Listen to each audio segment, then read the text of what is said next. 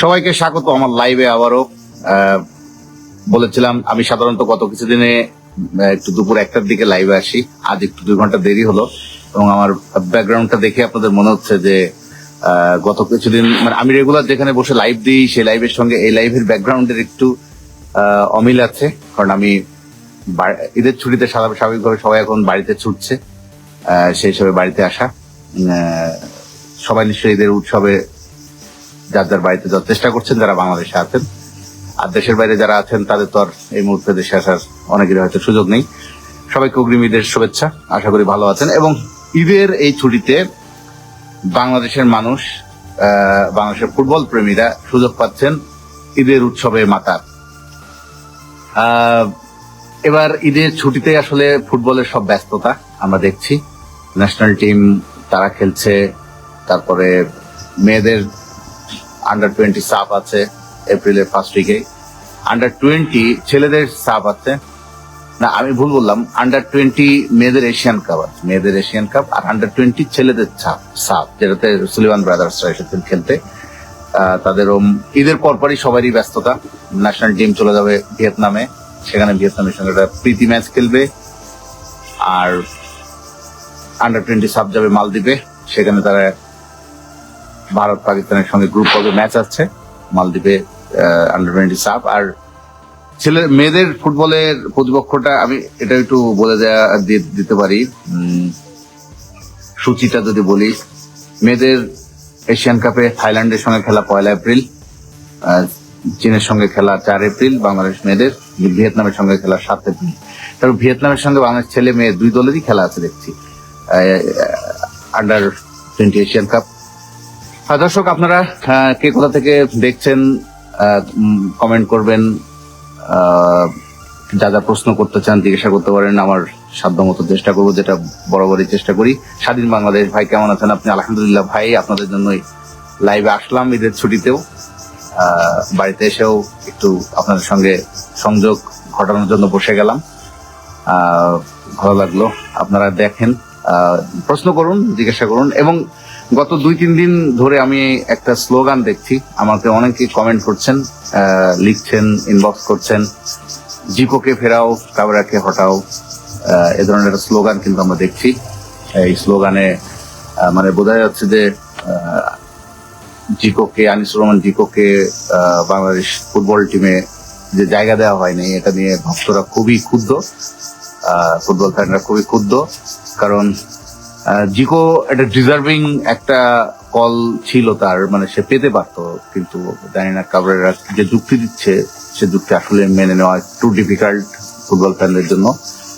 তার বসুন্ধরা কিংসের top goalkeeper বাংলাদেশের নাইম হাসান ভাই জিকোকে নিল না। জি ভাই, আপনার মতো অনেক ফুটবল ফ্যানেরই মন খারাপ, এটা ডিজার্ভিং কল ছিল জিকোর, সে জিকোকে নেওয়া হয়নি। স্বাধীন বাংলাদেশ বলছেন ভাই অস্ট্রেলিয়া মেয়েদের যে হাইট দেখতে পাচ্ছি তাতে বাংলাদেশের মেয়েদের গুলো কিছুই না। হ্যাঁ ভাই, এই আপনি জানেন কিনা স্বাধীন বাংলাদেশ ভাই,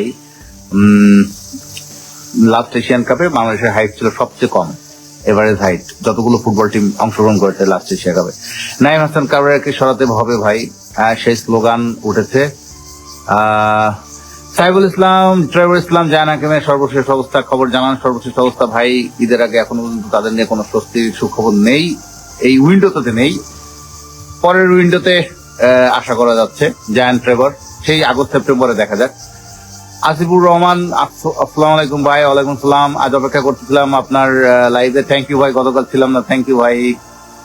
একটু গ্রামীণ পরিবেশে কথা বলছি, ঢাকায় তো রেগুলার আমার একটু মিনি স্টুডিও আছে আর কি, বাসার মধ্যে স্টুডিও, বাট এখানে স্টুডিও না, ওপেন এয়ার, একটু খোলা পরিবেশ, হয়তো একটু বাইরের থেকে একটু নয়েজও পাচ্ছেন। যাই হোক, আপনাদের সঙ্গে যুক্ত হওয়ার জন্যই আসা। আরিফ বক্সি, কিউবার আপডেট কি আছে ভাই? কিউবার কি ধরনের আপডেট আপনি জানতে চাচ্ছেন? কিউবা তো ন্যাশনাল টিমে তার নিল না, এটা তো আমরা বললামই, কিউবাকে দলের জায়গা দেওয়া হয়নি, তার নাকি পর্যাপ্ত গেম টাইম বা তাকে দেখা পারফরমেন্স নিয়ে কাবরেরা নাকি হ্যাপি না, স্যাটিসফাইড না, এরকম নানা ব্যাখ্যা, যদিও আমি এগুলো একমত না। কারণ কিউবার যথেষ্ট গেম টাইম বাংলাদেশে তিনি পাননি, এবং নেপালের সঙ্গে গত অক্টোবরে 10 মিনিট সময় দেওয়া হয়েছিল, ওইটুকুই 10 মিনিট দিয়ে একটা খেলোয়াড়কে বিচার করা হয়েছে। এটা অথচ অনেক খেলোয়াড় আছে যারা ঘরোয়া ক্রিকেট, ঘরোয়া ফুটবলেই জায়গা পায় না বাংলাদেশে, তারাও কিন্তু কাবরেরার এই ন্যাশনাল টিমে আছে। স্বাধীন বাংলাদেশ ওয়াচিং। আচ্ছা, আপনারা কমেন্ট করতে পারেন ভাই। আমি যে প্রসঙ্গ বলছিলাম কাবরেরা কে হটানো বা হটানোর বিষয় কি, তার তো এমনি আসলে ম্যাচ শেষ, আগামী এপ্রিলেই বাংলাদেশ জাতীয় দলের চুক্তি শেষ হয়ে যাচ্ছে হাবিয়ার কাবরেরা, কিন্তু তিনি ইন্টারেস্ট শো করেছেন, তিনি আরো থাকতে চান বাংলাদেশে। কালকে প্র্যাকটিসে দেখছিলাম কাবরেরা একটু নিঃসঙ্গ, মানে একটু একা একা ঘুরছেন দূরে দেখলাম। আসলে এটা হইতেই পারে, কোচিং স্টাফরা এদিকে বিজি, তিনি একা একা আলাদা আলাদা দেখলাম। এবং মিডিয়া দেখে একটু কেমন একটা লুক হাবিয়ার কাবরেরা, কারণ মিডিয়ায় তো বেশি সমালোচনা করে, আপনাদের কথা তুলে ধরা হয় মিডিয়াতে কাবরেরার বিষয়টা নিয়ে। তিনি হয়তো ভাবেন যে এই এরা আমাকে চায় না, কিন্তু বাংলাদেশের ফ্যানরা না চাইলে তাতে কি, কাবরেরা তো চাননি বাংলাদেশে থাকতে। স্বাধীন বাংলাদেশ ভাই, বাংলাদেশের খেলোয়াড়গুলির হাইট, ফিটনেস, গোলকিপারের লম্বা দেখে নিতে হবে আমার মনে হয়। হ্যাঁ, ঠিক বলেছেন ভাই। বাংলাদেশ মেয়েদের ফুটবলে আমাদের একজন গোলকিপার মিলি আক্তার, ওনার হাইটটার জন্যই কিন্তু উনি এই লাস্ট দলে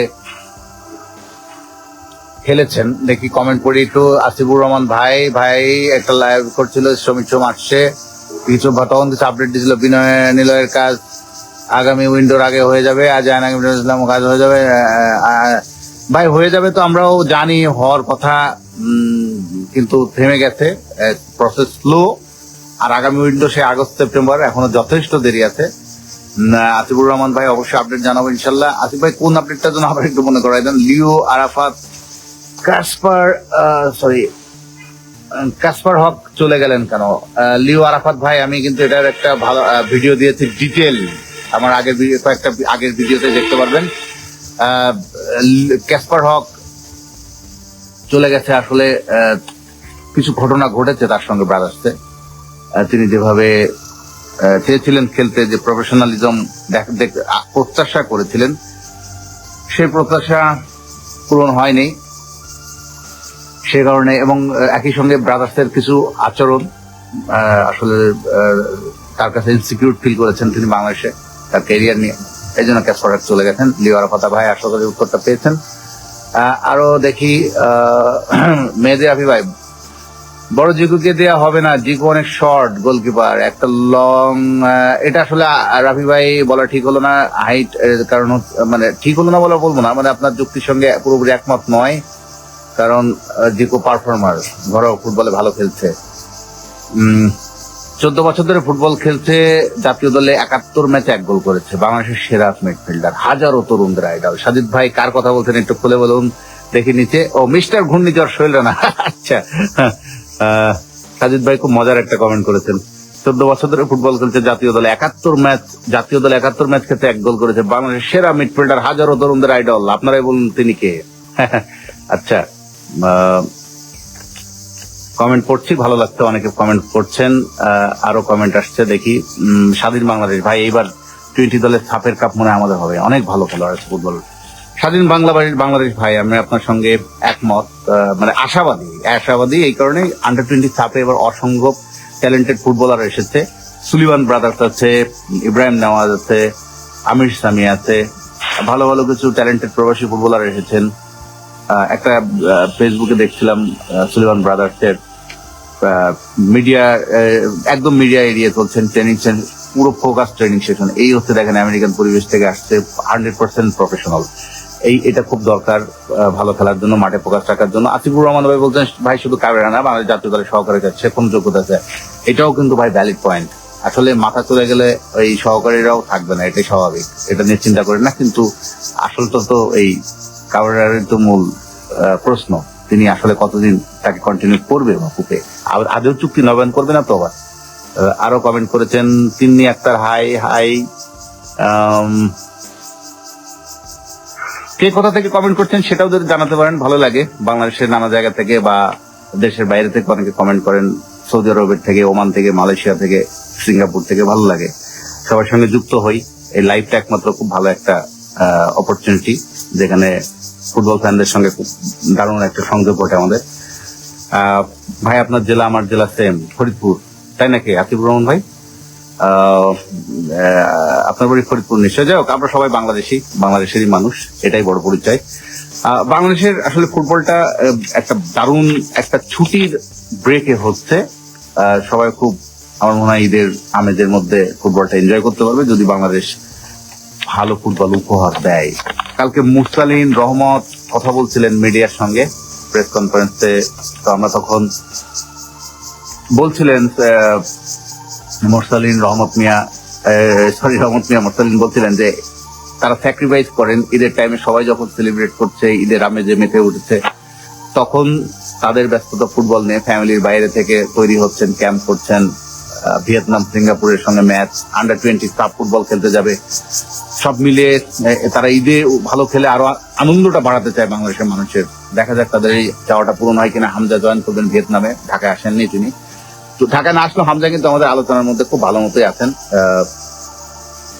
ওসমান গনি, আসসালামু আলাইকুম রহমতুল্লাহ ভাই। ওয়ালাইকুম আসসালাম রহমতুল্লাহ ভাই। আগামী 2 ম্যাচের জন্য কি হামজা চৌধুরী দলে নেই নাকি? কেন ভাই গনি ভাই, আপনি জানেন না হামজা অবশ্যই আছে, কেন থাকবে না হামজা?